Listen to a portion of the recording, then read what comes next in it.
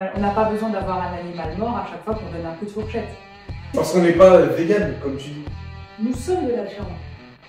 Donc sommes-nous assez fous pour nous manger nous-mêmes?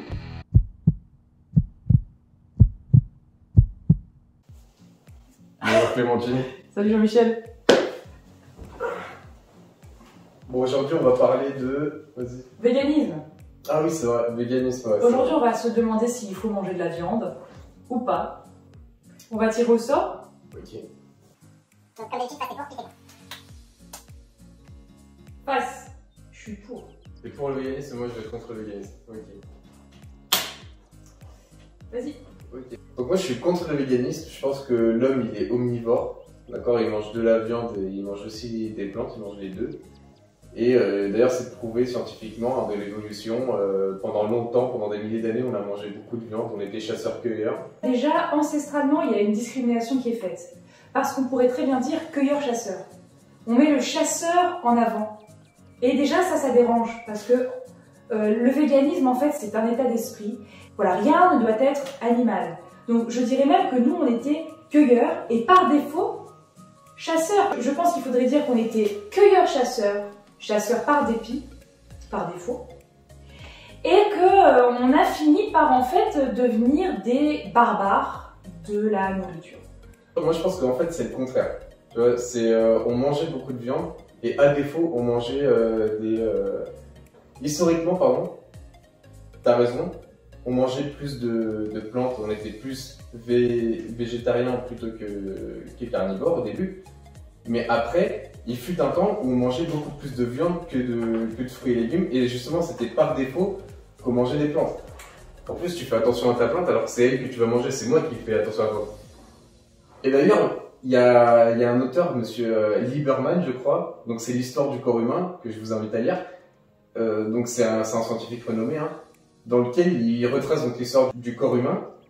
Et on a remarqué que le cerveau humain s'est plus développé au moment où l'humain a commencé à manger plus de viande. Donc comme quoi pour le cerveau, c'est bon de manger de la viande. Ne pas en manger, c'est se faire défaut et arriver à des carences. En fait, aujourd'hui, ce qu'on dénonce, nous les véganes, on dénonce un manque de considération de l'animal. C'est-à-dire que les abattages, en gros, la torture, en fait, la viande que l'on mange n'est pas celle que l'on chassait. La viande que l'on mange, c'est issu d'une industrie qui est terrible, et finalement, la qualité de la viande N'est pas celle d'antan. N'est pas celle d'antan, et c'est surtout qu'on peut même plus appeler ça viande. Non mais après là où je te rejoins, et je pense qu'on est tous un peu d'accord, évidemment personne n'est contre le bien-être animal, je veux dire la personne qui va dire oui il faut torturer les animaux avant de les tuer, enfin du moins je pense pas. En revanche ce que je relève c'est que tu introduis un peu la notion de spécisme, qui est un peu à la mode. Tu veux dire que les animaux et les humains ils sont un peu sur le même plan, donc les humains n'auraient pas le droit de tuer des animaux. Nous sommes de la viande. Donc sommes-nous assez fous pour nous manger nous-mêmes? Non. Alors pourquoi sommes-nous assez fous pour manger autrui? Chaque vie est précieuse. Ça se contredit. Pourquoi? Parce que soit nous sommes des animaux comme les autres, d'accord? Auquel cas, les autres animaux, il y en a aussi des carnivores, et eux, donc, ils ont le droit de manger d'autres animaux. Deuxième point, si jamais tu me dis on n'est pas comme les autres parce que nous on a une conscience et tout ça, patati patata, ça va à l'encontre du spécisme parce que ça veut dire que finalement, si on a une conscience et pas les autres, on est au-dessus des autres animaux. Donc finalement, on aurait le droit quand même de les manger. Oui, mais être vegan, c'est pas forcément être spéciste. Le problème, et c'est de là qu'émane le mouvement vegan, c'est la surproduction. C'est-à-dire que maintenant, il faut une viande à chaque repas. On n'a pas besoin d'avoir un animal mort à chaque fois qu'on donne un coup de fourchette. On devrait privilégier des repas véganes en fait et ne pas mettre sur un piédestal tout de suite toujours cette consommation de viande. Cette surproduction, elle amène une baisse de la qualité de la viande. Si déjà on vendait plus cher, on essayait d'arrêter de baisser les coûts parce que le fait de baisser les coûts, ça fait vivre les animaux dans des environnements horribles et on leur donne des rythmes de reproduction qui sont pas tenables. Même pour les produits laitiers, il faut voir le chantier dans les crèmeries. C'est pas des crèmeries, mais dans les élevages laitiers, il y a quelque chose qui a dépassé la conscience. Parce que tu dis qu'on est doté de conscience, mais en fait, on n'a plus du tout conscience de ce qu'on mange dans notre assiette. Et si on retraçait ce qu'on mange dans l'assiette avant qu'il y arrive, je pense qu'on serait tous dégoûtés de la viande. J'ai vu le reportage sur du lait et je pouvais plus toucher un yaourt. Oui, d'accord, mais ça veut dire quoi? Je veux dire, si on limite la quantité de viande, finalement, ça voudrait dire qu'on donnerait plus accès à la viande à certains qu'à d'autres, donc il y aurait des privilégiés. Certains auraient des carences et pas d'autres, parce que ne pas manger de viande du tout, oui, ça amène certaines carences. Oui, mais limiter la viande, ce n'est pas la supprimer. Qu'est-ce qu'on fait de la souffrance végétale? On a un peu une vision anthropocentrée, même sur ce point de vue-là, parce qu'on voit les animaux souffrir de la même manière que nous, on souffrait. Sauf que les plantes aussi, elles souffrent. Quand on voit une forêt, tous les arbres sont liés. Si on tronçonne un arbre d'un coin de la forêt, et l'autre arbre de l'autre bout de la forêt, il le sent. Un arbre dit à son voisin qu'il est en danger, donc qu'il faut qu'il se protège, qu'il libère des phéromones, des trucs. Que les plantes, elles souffrent dans le sens où si jamais tu coupes une feuille ici, rien que le fait que la prochaine fois que tu rapproches une lame de la plante, elle va se sentir agressée, sans même que tu la touches. Je veux pas de souffrance animale, mais tu me proposes une souffrance végétale en remplacement, juste parce que tu ne la vois pas. Avec le véganisme, ce qui se met en place, c'est de consommer mieux. Il y a aussi une surconsommation végétale. Il faut voir comment elle est traitée, la tomate. À mon avis, elle souffre le martyre. Et même si c'est une tomate bio, même si toute l'agriculture était bio, est-ce qu'on aurait suffisamment de quoi nourrir toute la population 3 fois par jour?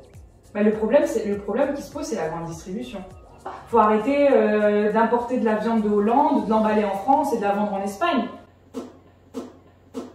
C'est plus une question de véganisme. Là, c'est une question de circuit court.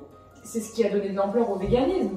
Non, ce qui donne de l'ampleur au véganisme, j'ai l'impression, finalement, que ce sont des gens, au début, qui mangent de la viande. D'accord, la plupart. Pas tous, hein. Mais la plupart, ils mangeaient de la viande. Ils ont vu un documentaire, comme tu as dit, comment est traitée la viande. Ils ont vu que finalement, il faut tuer un animal. Et devant un fait accompli, devant un fait pour lequel on n'est plus habitué, parce qu'avant, c'est nous-mêmes qui tuions l'animal, devant un tel acte de barbarie, parce que maintenant, on se coupe le doigt, on est au bout de notre vie. Donc, voir un animal mort qui arrive dans notre assiette, c'est un tel choc pour certains que finalement, ils passent au véganisme. J'ai l'impression que c'est ça qui fait mal aux gens. Et au fur et à mesure, on avance aussi sur comment tu le penses. Il ne faut pas être parfait. C'est la chaîne alimentaire aussi. Il faut savoir la respecter. Pour survivre, on a besoin de se nourrir. Et pour se nourrir, on a besoin de manger d'autres êtres vivants, que ce soit des plantes ou des animaux. Finalement, c'est déporter un problème sur un autre problème. Qu'est-ce que ça dit ? Supposons que tout le monde soit vegan. Oui. Comme tu dis, qui privilégie sur Quickor. Il y aurait beaucoup moins de problèmes. Qu'est-ce que tu en sais? Est-ce qu'on a suffisamment de champs pour que tout soit bio? Ou alors, il faudrait sacrifier une bonne partie de la population. On est déjà en surproduction. On gaspille, on jette. Mais on est en surproduction parce qu'on ne produit pas bio. Parce qu'on n'est pas vegan, comme tu dis. Parce qu'on ne privilégie pas le circuit court. Si on était en circuit court, peut-être qu'on ne serait pas en surconsommation. Il faudrait peut-être autoriser les gens à avoir un potager, à cultiver même leurs légumes. Oui, d'accord, mais comment faire ça en ville quand t'es en appartement? Quand t'es en appartement, tu peux pas.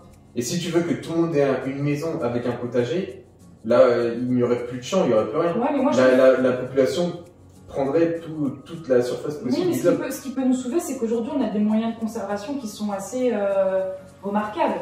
On peut congeler, on peut mettre au frais, on peut mettre sous vide. Oui, mais ça, c'est hyper énergivore. On peut assécher, c'est énergivore. Les pays qui consomment le plus de CO2, c'est les pays occidentaux et pas forcément les plus producteurs au niveau industriel.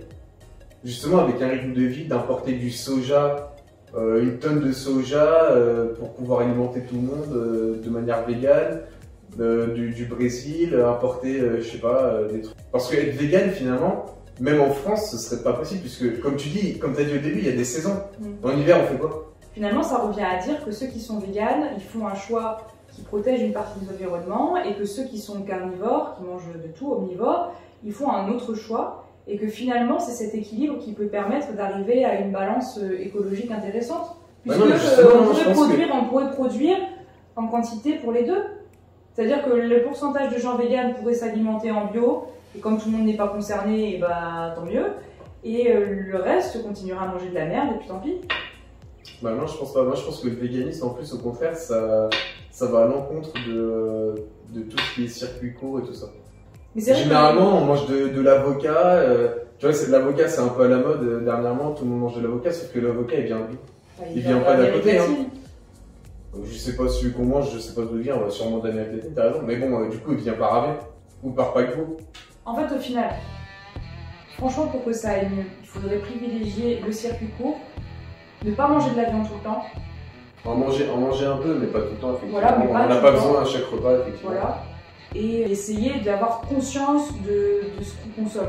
Mais ça encore, c'est un luxe.